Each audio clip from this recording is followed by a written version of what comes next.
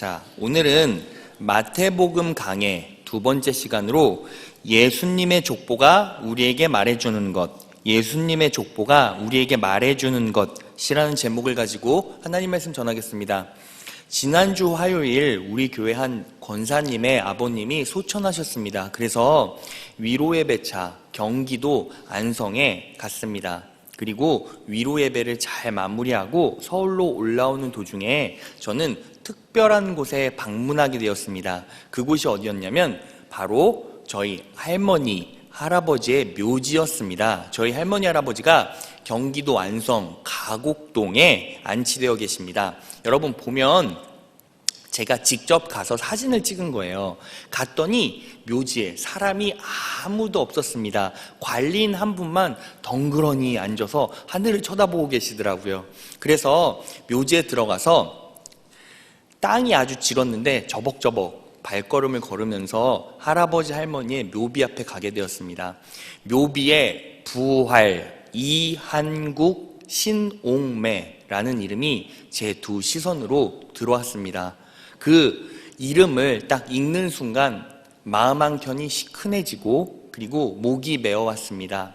그리고 부활이라는 두 글자에 나도 언젠가 하나님의 존전 앞에서 할아버지 할머니를 만나 뵙겠구나 이런 생각을 했습니다. 여러분 사실 저는 할아버지를 한 번도 뵌 적이 없습니다. 왜냐하면 하나님 품에 먼저 돌아가셨어요. 그러니까 제가 태어나기 전에 할아버지가 먼저 돌아가셔서 저는 할아버지의 그 얼굴을 사실 뵌 적이 없습니다. 그런데 아버님께 이런 얘기는 들었습니다. 할아버지가 평생 교회에서 사찰 직분을 감당하시면서 봉사를 하셨대요. 새벽 일찍 일어나서 누구보다 먼저 교회 문을 열고 그리고 기도로 준비하시고 청소를 싹 해놓으시고 그리고 교회 종을 댕그렁댕그렁 치면 그때야 성도들이 우리 교회 문 열렸네? 새벽 예배가 시작되는구나 하고 335 몰려왔다고 합니다. 그리고 저희 할머니는 한 교회에서 평생 사역을 하셨어요.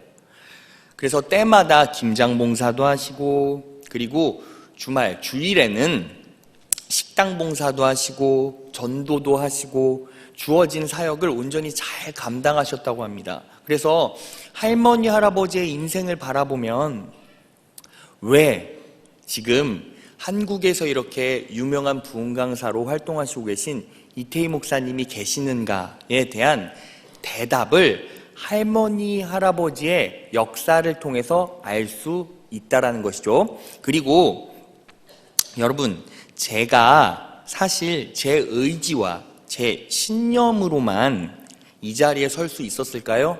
사실은 그렇지 않습니다. 저도 당회장님의 삶을 계속 경험하고 관찰하고 그분의 영적, 정신적, 환경적, 문화적 유산을 물려받았습니다. 사실 저는 여러분 제가 성복교에 온 지 몇 년 된지 아세요? 네, 올해가 5년 차예요. 5년 차. 시간이 금방 지나가지 않았습니까?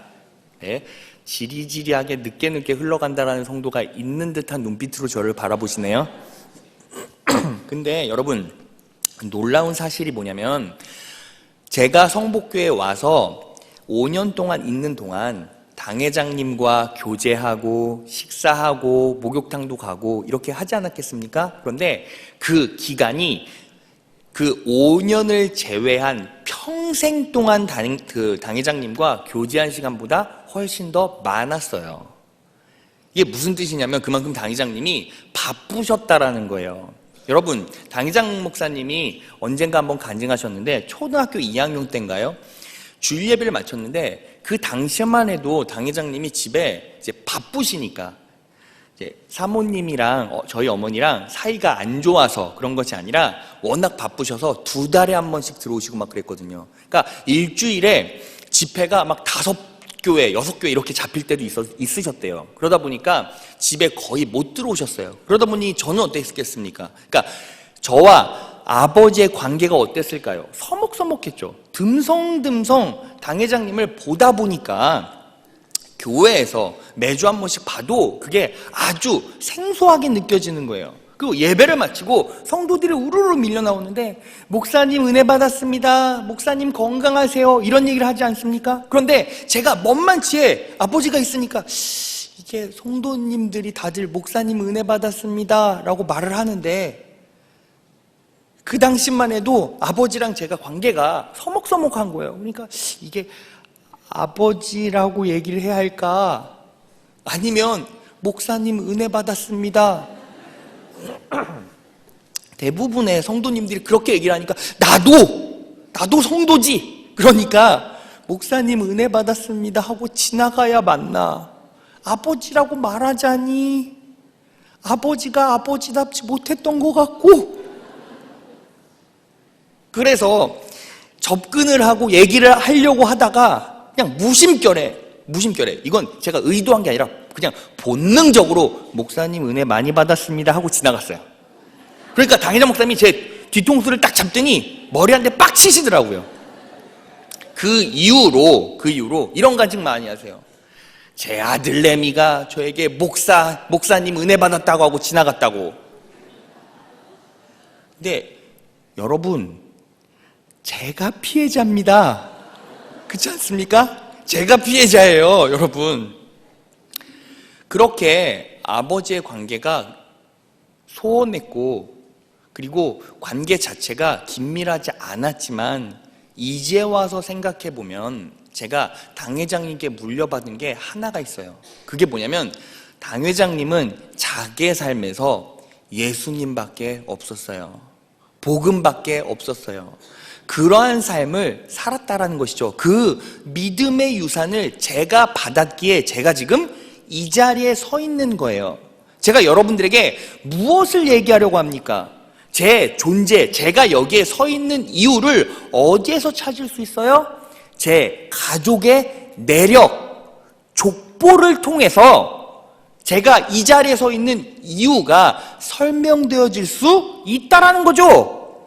여러분, 오늘 본문 말씀이 무엇이죠? 예수님의 족보예요. 예수님의 족보를 통해서 누구를 알 수 있습니까? 예수님을 알 수 있다는 거예요. 여러분, 우리가 마태복음을 읽어요.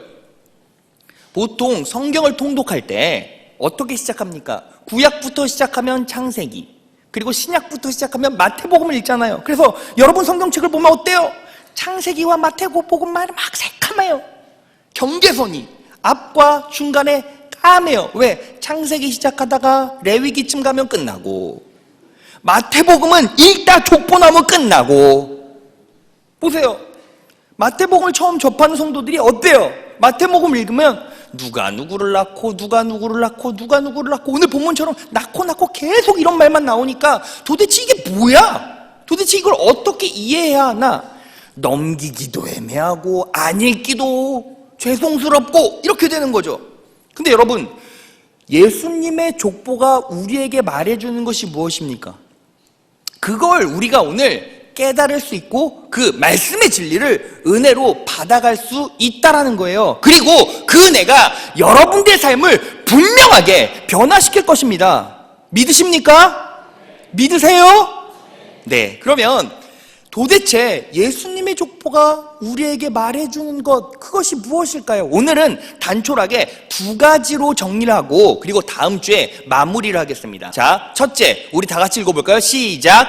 예수님은 영원한 생명을 주시는 분이십니다. 자, 예수님의 족보를 통해서 우리가 알 수 있는 게 뭐라고요? 예수님은 영원한 생명을 주시는 분이시라는 거예요. 자, 보세요.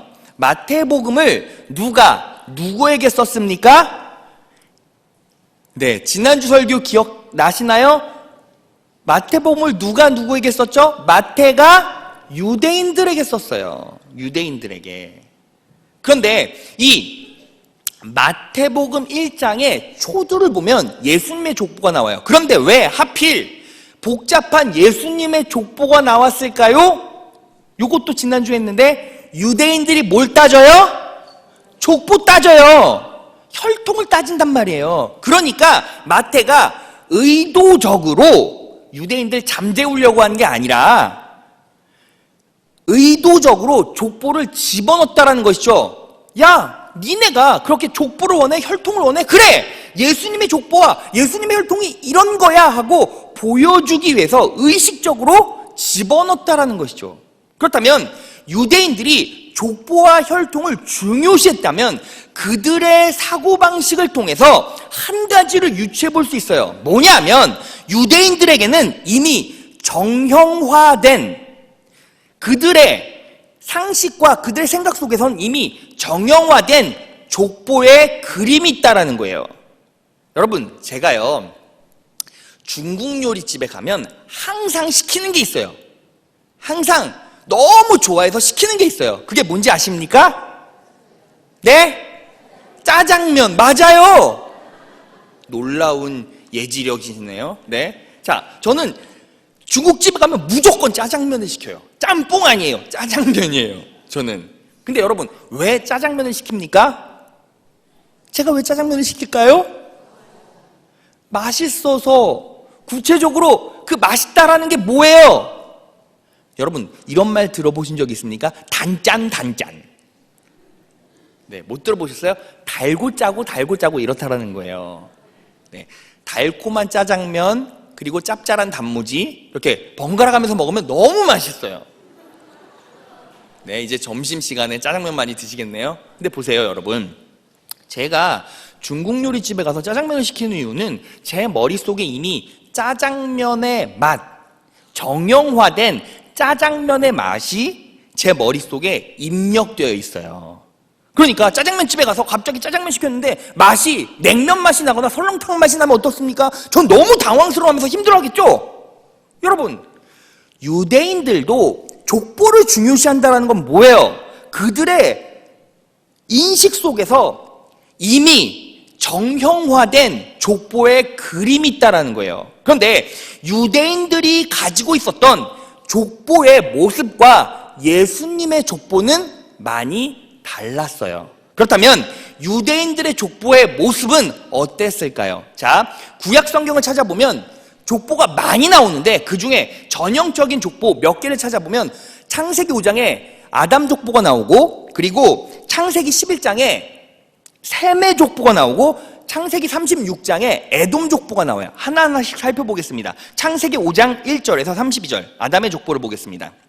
1절, 아담 자손의 계보가 족보가 이러하니라. 하나님이 사람을 창조하실 때에 하나님의 형상대로 지으시되. 4절, 아담이 셋을 낳은 후 그가 930세를 향수하고 어땠더라? 죽었더라. 6절, 셋은 105세 에노스를 낳았고 912세를 향수하고 뭐했더라? 죽었더라. 에노스는 90세에 게난을 낳았고 그가 905세를 향수하고 뭐했더라? 죽었더라. 게난은 70세에 마할랄레를 낳았고 그가 910세를 향수하고 어떻게 되었더라? 죽었더라. 라멕이 노아를 낳은 후 그는 777세를 향수하고 뭐했더라? 죽었더라 라고 나와 있어요. 자, 뭘로 마무리가 됩니까? 죽었더라라는 단어로 마무리돼요. 창세기 11장 셈의 족보를 보겠습니다.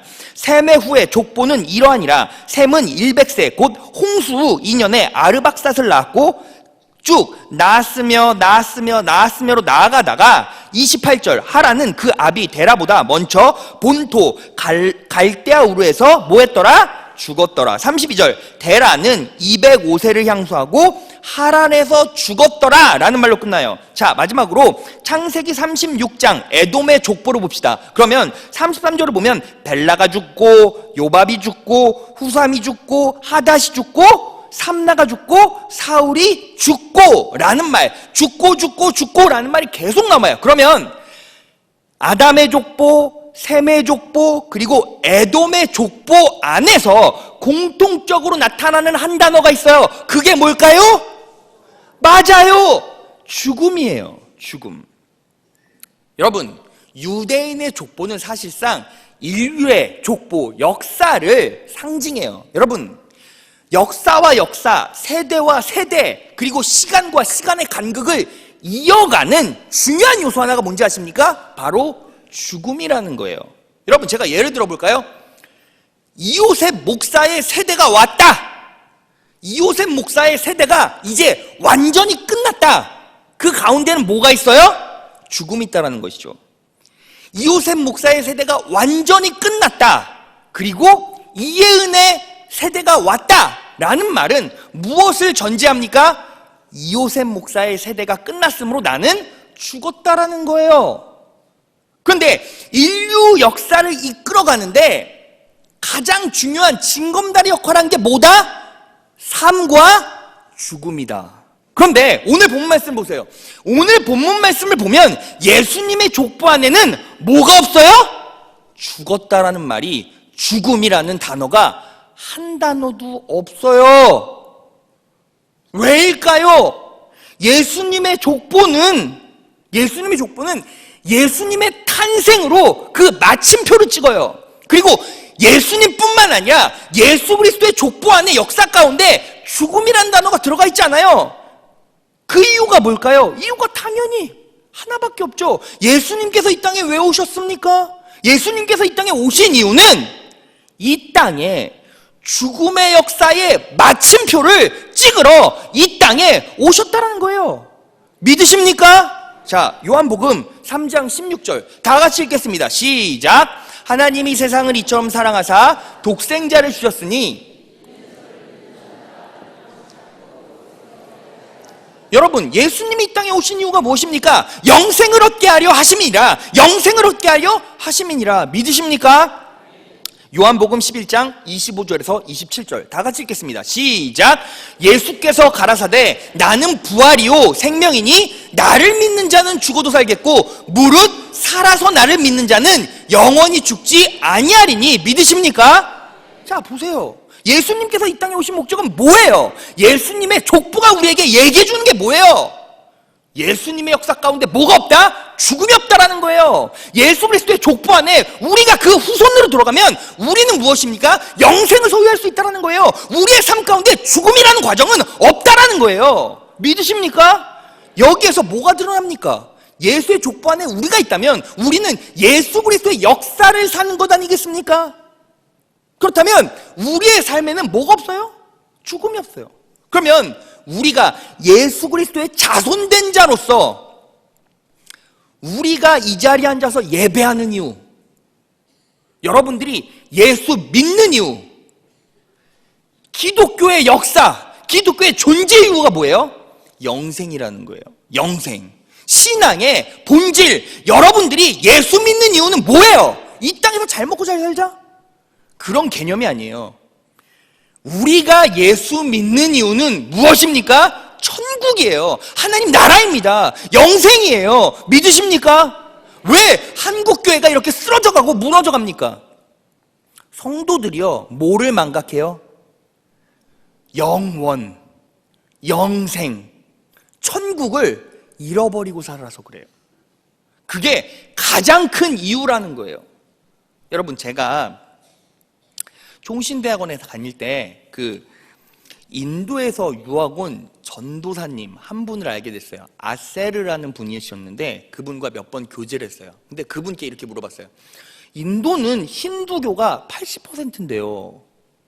어떻게 힌두교적 사고를 가지고 있는 전도사님이 한국에 예수님을 배우기 위해서 유학 오셨습니까?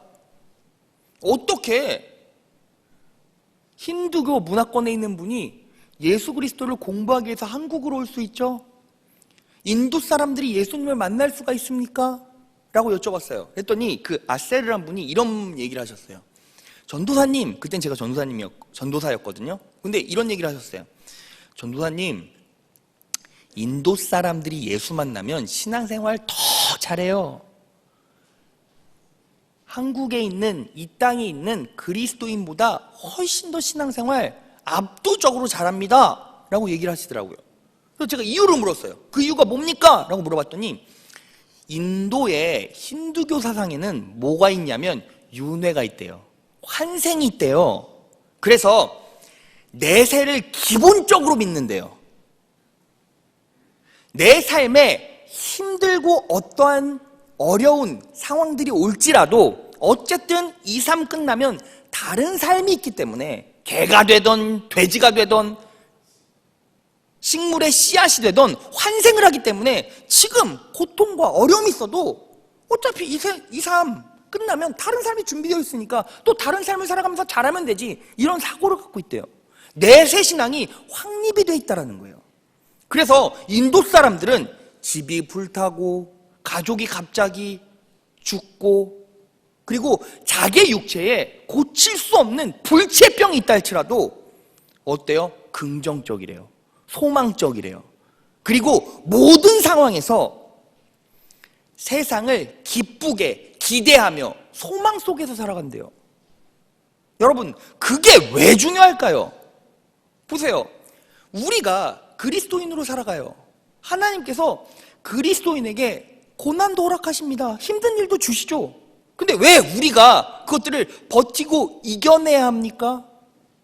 왜 우리가 그것들을 죄에 빠지고 책임감 없이 그냥 막 살지 않고 거룩한 모습으로 잘 살아야 합니까? 우리의 삶 이후엔 뭐가 있어요? 영생이 있기 때문이죠. 영원한 천국이 있기 때문이죠. 여러분, 지금 고통받고 힘든 일 있습니까? 스트레스 받는 일 있어요? 눌리는 거 있습니까? 견딜 수 있어요. 왜? 여러분들의 삶은 여기가 끝이 아니니까요. 그렇다면 여러분, 이런 생각해 보셨어요? 하나님께서 왜 죽음이라는 것들을 만들어 놓으셨을까? 어차피 영원히 살 거면 죽음이라는 거 만들지 않으면 좋을 텐데 왜 만드셨을까요? 바로 죽음이라는 거점 다음에 뭐가 있습니까? 믿는 자와 불신자를 가르는 심판이 있어요. 하지만 예수님께서 이 땅에 오신 이유는 뭐예요? 우리를 심판하러 오셨습니까? 아니요. 예수님은 우리를 구원하러 오셨어요. 예수님께서 이 땅에 오신 이유는 우리에게 영생을 주려 함이고, 그리고 그 영생을 소유케 하기 위해서 이 땅에 현현하시고 우리를 말씀으로 설득하시고 성령 하나님을 보내셔서 여러분들의 심령을 변화시켜 주시고, 왜? 죽음이라는 거점 뒤엔 뭐가 있다? 심판이 있으니까. 그러니까 예수님께서 이 땅에 오롯이 혼자 오신 거예요. 누구를 위해서? 여러분을 위해서. 누구를 위해서? 나를 위해서. 누구를 위해서? 우리를 위해서. 우리의 영혼을 위해서. 우리의 영생을 위해서. 자, 요한복음 12장 47에서 48절. 어떤 사람이 내 말을 듣고서 그것을 지키지 않는다 하더라도 나는 그를 심판하지 아니한다. 나는 세상을 심판하러 온 것이 아니라 뭐하러 왔다? 구원하러 왔다. 나를 배척하고 내 말을 받아들이지 않는 사람을 심판하신 분이 따로 계시다. 내가 말한 바로 이 말이 마지막 날에 그를 심판할 것이라. 그러면 우리에게는 어떤 기회가 있습니까? 죽기 전에 예수 만나면 됩니다. 죽기 전에 예수 영접하면 돼요. 죽기 전에 예수 그리스도가 어떤 분이신지를 알고 그분이 지향하고 그분이 원하는 삶을 살면 돼요. 우리의 신앙 고백이 이루어지면 됩니다. 그러면 우리는 어떻게 됩니까? 영생을 소유하게 되는 것이죠. 예수 그리스도를 영접한 순간 우리는 영원한 생명, 죽음을 초월한 생명, 그러한 인생을 살아갈 수 있다는 거예요.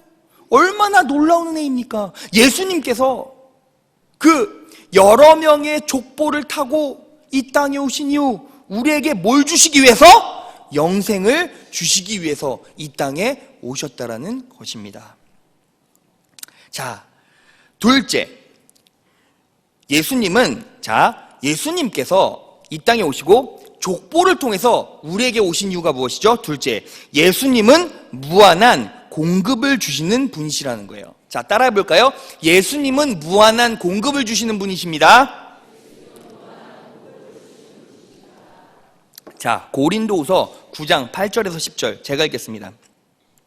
하나님께서는 여러분에게 온갖 은혜가 넘치게 하실 수 있습니다. 그러므로 여러분은 모든 일에 언제나 쓸 것을 넉넉하게 가지게 되어서 온갖 선한 일을 얼마든지 할 수 있습니다. 이것은 성경에 기록된 바 그가 가난한 사람들에게 아낌없이 뿌려주셨으니 그의 의가 영원히 있다는 것과 같습니다. 심는 사람에게 심을 씨와 먹을 양식을 공급하여 주시는 하나님께서 여러분에게도 씨를 마련하여 주시고 그것을 여러 갑절로 늘려주시고 여러분의 의의 열매를 증가시켜 주실 것입니다. 믿으십니까? 자, 보세요. 오늘 본문 말씀 예수의 족보를 보면 인간과 인간, 세대와 세대 간을 무엇으로, 어떤 단어로 잇고 있습니까? 누가 누구를 낳고, 누가 누구를 낳고, 누가 누구를 낳고, 낳고 라는 것으로 세대를 이어가고 있어요. 그리고 그 맨 마지막에 예수님께서 마침표를 찍으셨죠. 여기서 낳고라는 단어는 겟나오라는 헬라어인데 그 뜻은 장자를 낳다, 아들을 낳다, 그리고 누구의 아버지가 되다라는 뜻이에요. 아이를 낳으면 당연히 누구의 아버지가 되겠죠? 일맥상통하는데 이 장자를 낳다, 아들을 낳다라는 개념은 무엇입니까?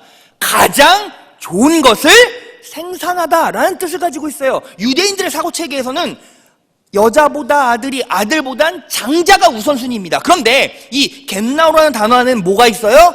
아들을 낳다, 장자를 낳다, 아버지가 되다라는 뜻을 가지고 있다는 것이죠. 예수 그리스도의 족보에는 뭐만 있다? 나타만 있다라는 거예요. 그게 무슨 소리입니까? 바로 예수님께서 이 땅에 어떤 분으로 오셨어요? 창조의 아버지로 오셨다라는 거예요.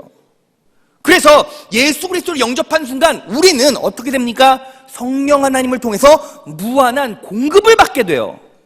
여러분, 이게 무엇을 의미합니까? 여러분, 하나님께서 나에게 공급하십니다, 영원히 공급해 주십니다 라는 개념을 우리가 어떻게 곡해할 수 있습니까? 야, 하나님께서 공급해 주시면 나는 부자 돼, 나는 돈 많이 벌어, 내 지경이 넓혀져, 내 차가 좋은 차로 변해, 빌딩을 소유할 수 있게 됐어, 이런 개념으로 공급을 얘기할 수 있을까요? 생각할 수 있을까요? 물론 하나님께서 물질적 축복도 허락하지만 그게 본질적인 문제가 아니에요. 왜냐하면 이런 거죠. 자, 하나님께서 여러분들에게 돈 벌 수 있는 능력을 주셨어요. 그래서 1년 동안 여러분들이 열심히 일해서 작년보다 2배의 수입을 얻었어요. 그리고 2년 동안 열심히 일해서 5배의 수익을 거뒀어요. 그리고 10년 동안 열심히 일해서 여러분들이 50배의 수익을 얻었다라고 가정해 봅시다. 그러면 여러분들의 삶에서 생산과 창조와 증가가 계속해서 이루어졌습니까? 그렇게 생각할 수 있을까요? 아니요. 그렇게 생각할 수만은 없죠. 왜 그렇죠? 10수년간 생명력이 소멸되잖아요. 보세요. 인간의 삶은 계속 지속적인 공급과 증가만이 일어날 수가 없어요. 제가 증명해 볼까요? 여러분, 우리가 살기 위해서 매 끼니 뭐합니까? 매 끼니 뭐예요? 밥 먹어요. 밥 먹어. 여러분, 밥 왜 먹죠? 배부르려고요. 왜 배부르죠? 먹어야 사니까. 생존을 위해서 우리는 필수적으로 먹을 수밖에 없다는 것이죠. 그런데 우리가 먹으면 그 음식이 위에서 어떻게 됩니까? 소화가 되면서 뭐를 형성하죠? 활성산소라는 걸 형성해요. 들어보셨어요? 활성산소 들어보신 분 아멘? 네, 많이 들어보셨네요. 활성산소의 기능이 무엇인지 아십니까? 사람을 노화시켜요. 여러분, 우리가 먹고 살기 위해서 밥을 먹지만 먹는 그 순간 그 음식은 우리의 육체로 들어가서 동시에 우리를 늙게 만들어요. 쉽게 말해서 죽게 만든다는 거예요. 여러분, 왜 소식하라고 말합니까? 활성산소가 덜 나오니까. 그러니까 노화가 더딘 거예요. 그러면 여러분, 모든 시스템이 다 그래요. 우리의 인체 시스템이 다 그래요. 여러분, 여러분 헬스장 가면 보디빌딩 하시는 분들 엄청 많아요. 그런데 보디빌딩 하시는 분들이 장수할까요? 그렇지 않아요. 왜? 운동 많이 하면 근육세포 안에서 뭐가 생겨요? 또 활성산소가 생겨요. 그런데 반대로 운동을 왜 합니까? 장수하려고, 건강하게 오래 살려고. 인간의 인생이 그래요. 인간은 스스로 창조하고 증가시키고 무언가 만들어내려고 아둥바둥하지만 그 창조의 순간에도 결국 동시에 함께 소멸돼요. 우리가 열심히 일하죠. 열심히 노력과 땀과 눈물을 쏟아부어서 계속 무언가를 만들어내고 지경을 넓히려고 하고, 그리고 생산물을 증가시키려고 하죠. 그 시간에 우리는 어디를 향해 가요? 죽음을 향해 간다는 거예요. 그런데 예수님을 만난 그 순간부터 우리는 어떻게 됩니까? 내 영혼이, 내 육신이, 내 삶의 환경이 지속적인 영적, 육적, 환경적 공급을 받는 거예요. 여러분들이 예배 자리에 왜 나오셨죠? 여러분들이 왜 신앙생활 하십니까? 결국 영적인 공급, 성령 하나님을 통해서 나타나는 창조와 생산이 우리의 삶을 계속 동기부여시키고 고양시키고 힘을 주어서 우리가 어떻게 해요? 소모되는 인생을 예수 그리스도 붙잡고 살자. 그것이 신앙 아닙니까? 그러기 위해서 여러분들이 이 자리에 앉아 있는 것 아닙니까? 그렇다라는 거예요. 우리가 그래서 예수 그리스도를 영접한 그 순간부터 우리의 삶은 그 부요한 공급이 계속 임합니다. 그래서 여러분 그거 아세요? 성령 충만한 사람이요, 어떤 힘든 일을 겪어도 어떤 아픔을 겪어도 어떻게 해요? 그 상황들을 잘 버텨내요. 왜? 공급이 있으니까. 여러분, 공급이 지속적으로 주어지면 내 삶에 어려운 부분들이 있어도 거뜬히, 너끈히, 초월적으로, 압도적으로 일어날 수 있는 거예요. 넘어설 수 있는 거예요. 왜? 공급이 있으니까. 공급이 있으니까. 소모가 있고 소멸이 있어도 공급이 그것보다 압도적으로 많이 일어나면 우리의 인생이 어떻게 돼요? 능력 있는 삶이 된다는 것이죠. 예수 그리스도를 인격적으로 만난 그 순간부터 우리의 삶에는 어떻게 됩니까? 공급이 일어난다는 거예요. 그래서 어때요? 우리의 삶이 예수 그리스도로 말미암아 배고프지 않아요. 목마르지 않아요. 그걸 예수님께서 우리에게 약속해 주셨다는 것입니다. 요한복음 6장 35절 다 같이 읽겠습니다. 시작.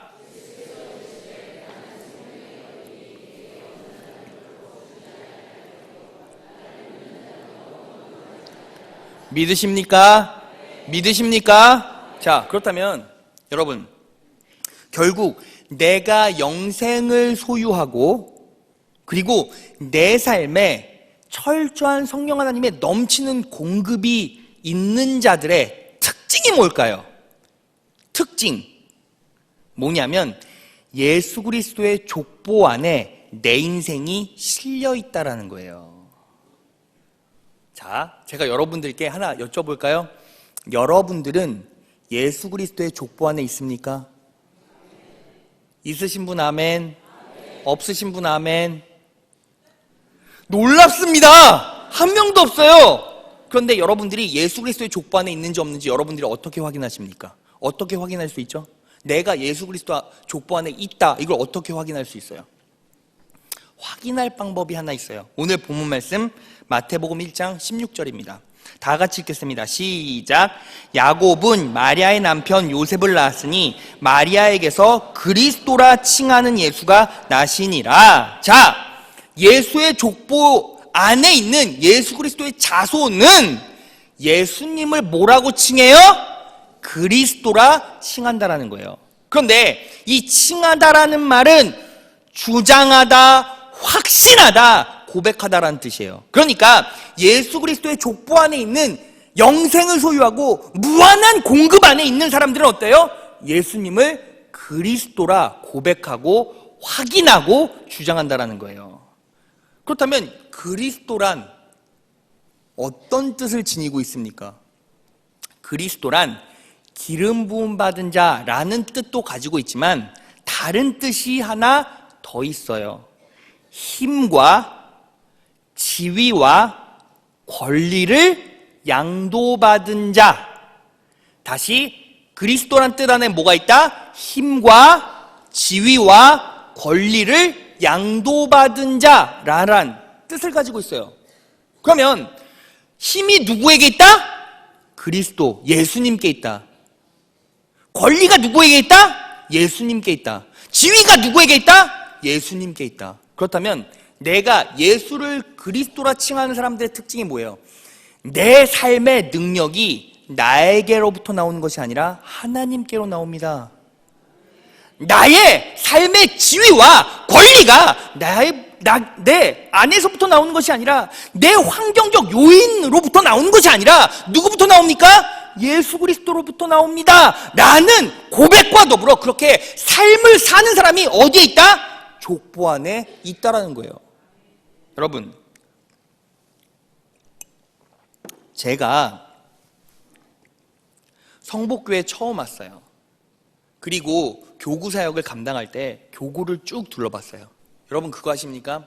한 주에 우리 교회 성도들이 몇 명씩 빠지는지 아십니까? 400명씩 빠져요.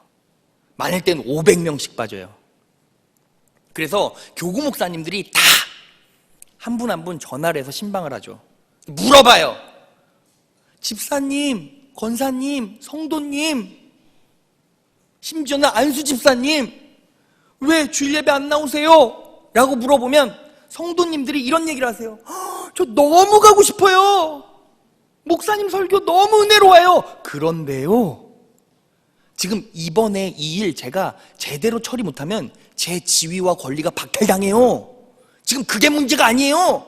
제가 지금 거기에 힘을 쏟을 시간이 없어요. 여유가 없어요. 그래서 못 나가요. 여러분, 이번 주에 중등부, 고등부 수련회예요. 근데 어머님들이 아이들을 잘 안 보내주세요. 이유가 뭔지 아세요? 학원 보내야 된대요. 왜? 학원에 가야 성적이 좋고, 성적이 좋아야 좋은 대학 가고, 좋은 대학 가야 어디요? 좋은 직장에 취직하고, 좋은 직장에 취직해야 뭐 잘 벌어요? 돈 잘 벌어요. 그래서 어디를 못 보내? 예배를 못 보내. 그 성도분들의 실제적인 삶의 중심, 능력이 어디에 있어요? 돈에 있어요. 그러니까 돈 때문에 자식이 좋은 직장 가야 되고, 좋은 직장 가려면 좋은 대학 가야 되고, 좋은 대학 가려면 학원 가야 되고, 학원 가려니 교회 수련회를 못 보내는 거예요. 여러분, 예수를 그리스도라 고백하는 사람이 어떤 분이라고요? 어떤 사람이라고요? 힘과 지위와 권리가 하나님께 있습니다. 여러분들은 어떠세요? 예수를 그리스도라 고백하신 분들 맞습니까? 그렇다면 여러분들의 삶을 한번 돌아봅시다. 여러분, 사실은요, 제가 지난주 예배 마치고 마음이 참 힘들었어요. 왜냐하면 이제 그 성도님들이 은혜 많이 받았습니다, 이런 분들도 많이 있었는데, 목사님 설교가 어려운 것 같아요, 이런 분들도 있었거든요. 근데 제가 마태복음 강해를 하는 이유가 뭔지 아십니까? 제가 주제 설교하지 않고 마태복음 강해를 하는 이유는 간단해요. 여러분, 여러분들이 삶을 사시면서 예수님의 족보를 읽어보신 적 있습니까? 평생 신앙생활 10년, 20년 했다라고 얘기를 하시는데 예수님의 족보가 어디에 붙어 있는지 모르시는 분들도 많다라는 거예요. 제가 성복교에 왔을 때 너무 충성해요. 성도님들이 너무 은혜가 넘쳐요. 그리고 열심히 헌신 봉사하세요. 그런데 문제가 뭔지 아십니까? 그 헌신과 봉사의 능력이 어디서부터 나옵니까? 말씀으로부터 나오질 않아요. 인정받으려고, 내가 그 자리에 있으니까. 여러분, 그게 신앙이 아닙니다. 그렇게 신앙생활하면 어떻게 됩니까? 더 힘든 일, 더 어려운 일을 맞이하게 되면 대번 쓰러져요. 왜? 내 삶의 중심이 세상의 권위, 세상의 권리, 세상의 지위, 세상의 힘에 있거든요. 여러분, 우리가 어떻게 살아야 합니까? 여러분, 하나님께 내 삶의 힘을 이동시켜 보신 적 있으세요? 보세요. 제가 너무 힘이 들어서 누군가에게 기대요.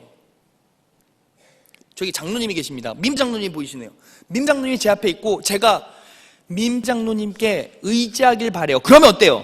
제 무게를 민 장로님께 이양해서 기대는 거죠. 기댈 때야 비로소 뭘 느낍니까? 민 장로님의 무게감을 느끼는 거예요. 여러분, 예수님을 의지한다라는 게 뭐예요? 내 삶의 무게, 내 의지, 내 수단, 내 방법들을 내 것으로 취합해서, 내 것으로 조립해서, 내 것으로 증명해내는 게 아니라 하나님께 내 삶의 무게를 고스란히 이양하고 기대는 거예요. 그랬을 때 우리는 뭘 느끼게 돼요? 예수 그리스도의 무게감, 능력을 확인하게 되는 거예요. 여러분, 제가 마지막 1, 2분 정도의 간증만 하고 마칠게요. 간증도 아니죠, 사실은. 여러분들이 다 봐왔으니까. 당회장 목사님이 평생 목회를 하셨어요. 40년 동안 목회하시고 이제 은퇴의 시기가 가까우셨죠. 근데 여러분 그거 아십니까? 당 회장님은 평생을 살아가면서 단 한 번도 돈 때문에, 자동차 때문에, 집 때문에, 자는 것 때문에, 먹는 것 때문에 인생을 살지 않으셨어요. 오직 예수 그리스도만을 위해서 살았죠. 그러니까 당 회장님은 어때요? 영생을 소유하셨어요. 그리고 성령님께서 그분의 삶 가운데 무한한 공급을 주세요. 그래서 어떻게 됩니까? 살 집도 있어요. 탈 차도 있어요.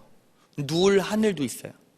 제가 이번 금요생수회강 마치고, 여러분 금요생수회강 예배 참석하시는 분 아멘? 네, 예배 목숨 걸어보세요. 하나님께서 여러분들의 인생을 새롭게 변화시켜 주십니다. 당 회장님이 이번 생수회강 시간에, 금요철야 시간에 이런 얘기 하셨어요. 2020년까지 당회장 사역을 하는데 그때 사례비 또한 다 하나님께 올려드리겠대요. 당회장 목사님이라고 돈 좋은지 모르십니까? 다 아세요.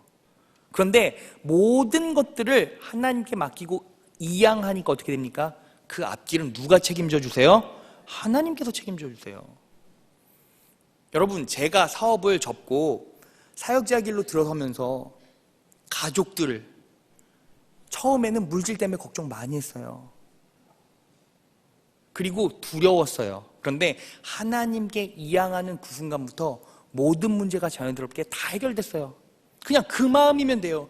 예수 그리스도 때문에 내가 배고프겠습니다. 내가 예수 그리스도 때문에 고난받겠습니다. 내가 예수 그리스도 때문에 그 두려운 그 자리에 서 있겠습니다 라는 고백을 내 신앙 고백으로 가질 수만 있다면, 그러면 그 자리에서 누가 내 삶을 일으켜주세요? 성령님께서 일으켜주신다는 거예요. 제가 아까 초도에 어떤 얘기를 드렸죠? 제가 설교가 어렵다고 해서 그런 얘기를 성도님들께 많이 듣고 마음이 되게 힘들었어요. 근데 그 안에 내 욕구가 보였어요. 하나님께 회개 기도했어요. 왜냐하면 저는 여러분들 귀에 들리기 좋으라고 설교하는 사람이 아니에요. 그냥 성경의 말씀을 선포하는 직분을 가지고 있는 목회자일 뿐이에요. 제가 말씀을 정직하게 선포하면 누가 역사하세요? 하나님께서, 성령님께서 역사하세요. 그때 제가 여러분들을 변화시키는 것이 아니라 성령님께서 여러분들을 변화시키십니다. 그렇게 여러분, 오늘부터 내 힘, 내 지위, 내 권리를 성령님께 이양해 보세요. 그게 바로 예수를 그리스도라 고백하는 인생입니다. 예배를 살리세요. 기도하세요. 그리고 삶에서 빛과 소금의 역할을 온전하게 잘 감당해 보세요. 그럴 때 하나님께서 여러분들의 삶을 통해서 더함 없는 부요와 공급을 허락해 주십니다. 그렇게 정직한 신앙생활 하셔서 이 땅에서 승리하는 그리스도인 되시고 영생을 소유하시는 그리스도인 되시기를 진심으로 축원합니다. 자, 다 눈을 감읍시다.